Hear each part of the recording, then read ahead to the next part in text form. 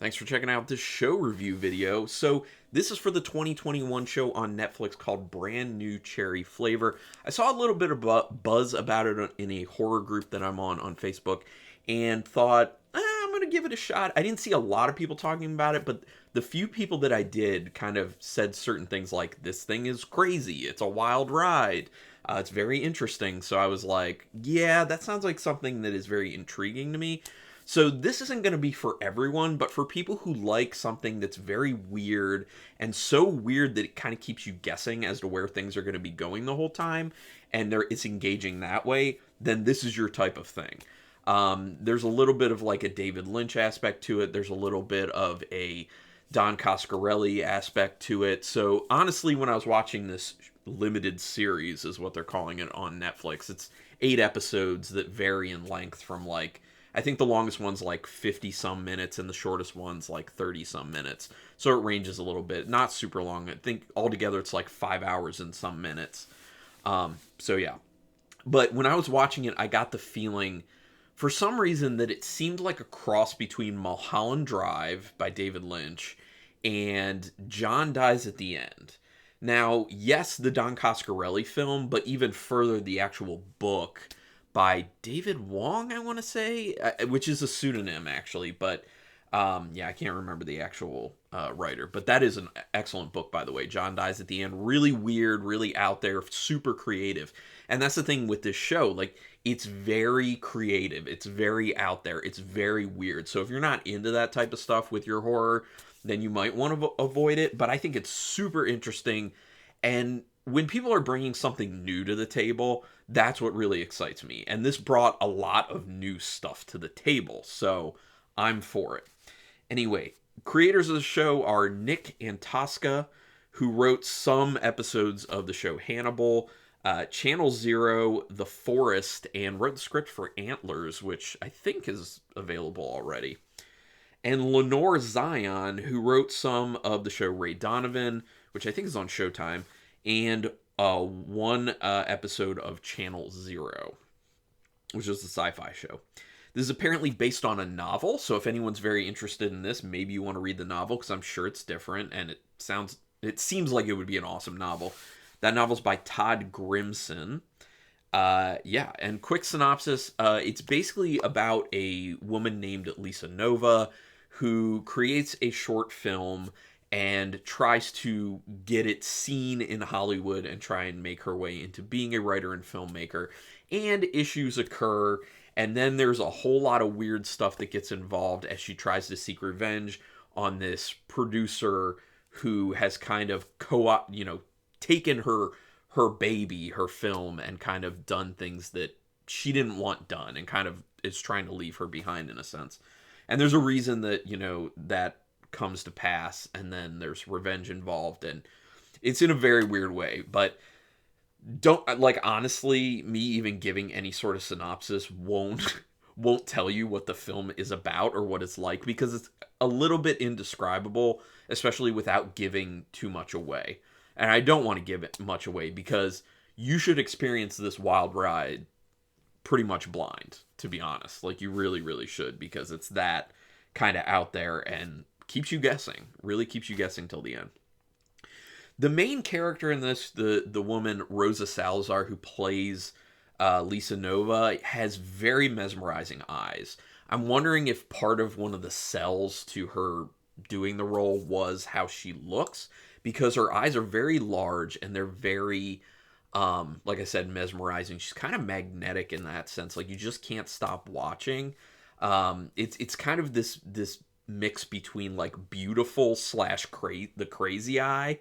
But it's very magnetic, and her acting is unreal.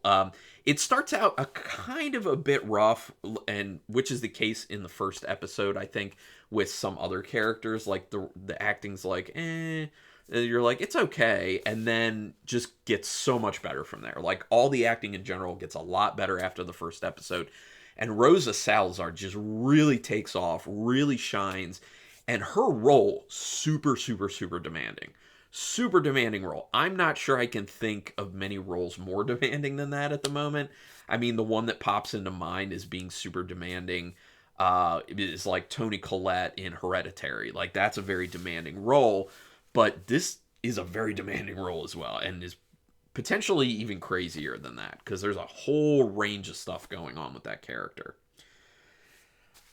Conversation flow feels really off at times, which I think is kind of the feel of the film, and I'm assuming is kind of the feel of the actual book as well. Dialogue exchanges actually kind of seem at times to not really match the actual temper or the content of the actual conversations. And I think that's part of what makes me think to like a David Lynch type feel, because David Lynch does that, where like characters don't really interact with each other in a way that you see as normal as a everyday person, but it's still very interesting and there's something weird going on and it keeps you kind of pulled into it.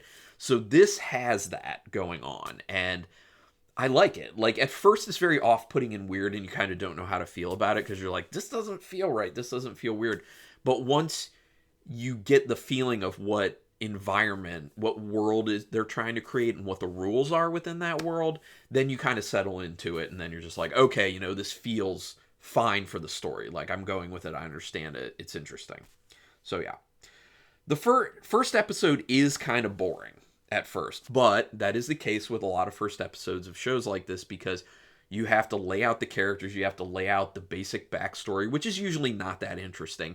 Then you can start getting into the interesting stuff. It is at the very end of the first episode where you get the first very weird, interesting thing that piques your interest, that's just like, okay, well, let's see where this goes. And it's way more interesting, it's way more engaging, and the pacing is so much better after that first episode. Honestly, the pacing is really good in this. And that's an issue I have with a lot of films and shows, is that pacing, a lot of the times, especially when you're doing multiple episodes of something, it has a tendency to have its ups and downs, or just be more down because they're, you know, putting in filler. Based off what I said about it being, you know, ranging in length of episodes from like 30 some minutes to 50 some minutes, you could tell they weren't really stretching it. And it's 8 episodes. So it really does feel like they just took as much time for each of the episodes as they needed to actually tell the story they're doing in an engaging way. So kudos to the filmmakers for knowing not to waste the audience's time, basically. So I love that about it. There's really good sound design in this as well. It's really all over the place as far as sound design goes, but it really enhances kind of like the feel of the overall story and what they're going for there. So it works. It seems off, and in another film it would be really weird, but it matches what's going on here, and I dig it. There's a character in this who keeps espousing metaphors, and it really does get super annoying.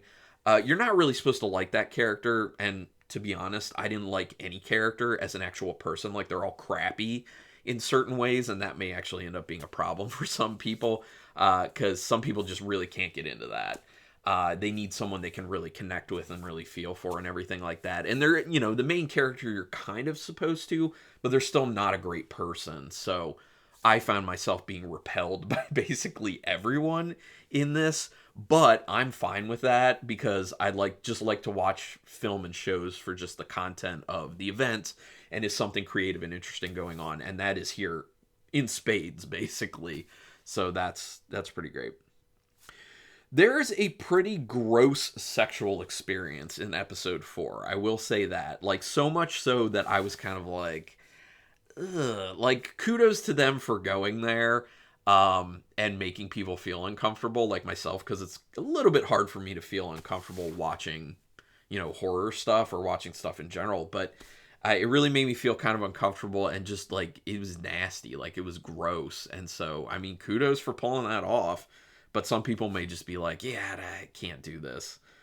The practical effects are quite good. I do have to say that. There's good practical effects. When CGI is used, it's used well. And it's a pretty dark show in general, like lighting-wise. But they do a good job of lighting it properly so you see everything that you need to. But because it's on the darker end, it's much easier to get the rough edges of that CGI kind of smoothed out so people don't really see it.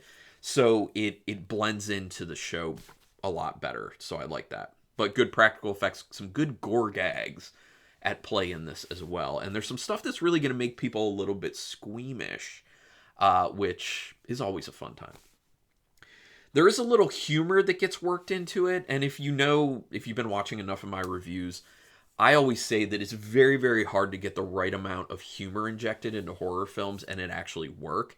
They did a good job here. They don't do it too much, they don't do it too little. It's just kind of the right amount of just like a little something here and there that doesn't serve as like a speed bump where it takes you out of anything. It's legitimately kind of funny, and it then moves on. So works really well. They did a good job with that. In general, the writing, really good. Source material seems amazing, and the writing was really well done.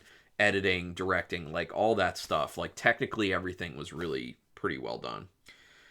Things are confusing in this for some time, but eventually you really do start to actually understand what is going on. There is some stuff in the very end that's kind of left a little ambiguous as to what's happening, and it makes you feel like there could be more to this story, and potentially should be more to the story. Maybe they do another season, even though they're calling it like a limited series. If it does well enough, I mean, they could do that. But, yeah, it's very confusing. You really don't know where it's going for a lot of the time. You have no clue what's going on for a while, but then eventually you start to really understand. It is explained to you what's at play, what are the rules of this world, and you do get it. Like, you know what's going on for the most part. So that is good. It's not one of those things where just like everything's left up in the air the whole time, and then by the end of it, you're like, I don't even really know what I watched, and I don't even know what was going on. It's not that. You get answers, so that's good. Like I said, there really are not any good people in this, honestly. So if you're not into that, if you really feel like you need to connect with a character or two, maybe this isn't for you, but I'm cool with it. Solid ending to it that kind of ties things up a little bit, but also leaves the door open if maybe they could do something else, say another season, or maybe a feature-length film to kind of wrap everything up. I don't know. And it bears repeating, Rosa Salazar, outstanding job. Wonderful job. Hope she gets more work. Love it. I think what's kind of going on here is that it's a bit of a creative representation of kind of what it's like to try and make it in Hollywood. Now, I don't know if it's a situation where the person who wrote the book was kind of using filmmaking as something different, or if they've tried to get into filmmaking or tried to do script writing or anything like that, and it's based off of a little bit of like personal experience and frustration, and then in a very creative way kind of blowing that totally out and making this really crazy metaphor. I don't know if that's the case or not, but it works, and I think that's kind of what's at play. There are some other themes that end up kind of popping up in there, not to the degree of the whole trying to make it in Hollywood thing, but there are some themes of like revenge that go on and kind of what happens with trying to enact revenge, as well as some sexual harassment stuff that gets thrown into there. But that's not super heavy, so it doesn't detract too much from the film, and actually, has a important part in the storyline. So yeah. But overall, I mean, that's all I have to say about Brand New Cherry Flavor. I really do recommend it for the right type of person who's totally fine with weird and out there, because it is weird and out there, but it's very enjoyable and very engaging. A lot of good stuff going on. So out of 5 stars with half stars in play, I gotta give it a 4.5 star rating. I mean, I don't do 4.5s all that often. I was between 4 and 4.5, but I really think all the technical stuff coming together, and the writing being really good, and especially the writing being really on point, and the pacing being so good, like all the way through, and the fact that they did not waste the time of the audience at all, and they just kind of let each episode run as long as it needed to. That's why I'm going to bump it to the 4.5, because these are rare things, and they did a really good job. I want more from these filmmakers. I want more. Actually, I might want to read the book, actually, after seeing this, but highly recommend it. Yeah, so this has been basically no spoilers, but if you want to put down comments down here, we can talk spoilers. That's fine. Spoilers in the comments. Go ahead, and let's get into it. Do you love this? Do you hate it? Let me know. Do me a quick favor, though. Hit subscribe if you have not already. If you have, you're the best, and I really do appreciate that. If you haven't, it is quick, painless, costs you $0, and literally is the way you can repay me if you like this video or any video I've ever done, because that's the way I accept payment here. I'm not actually getting paid with my YouTube channel, so I'm doing it for a creative outlet, but I'm also trying to build community. So join this community. Where I live, I can't talk to many people in a nerdy way about horror. A lot of people around me just aren't into horror like that. So this is kind of my way to build a community and talk to people in the comments of these videos in very nerdy, fun ways. So join us, subscribe, and also hit the notification bell button if you can for me, which you can, because then you'll know when I'm putting up new videos and you can check them out. Regardless, thank you very much for taking your time to check out this video, and until next time, keep it brutal.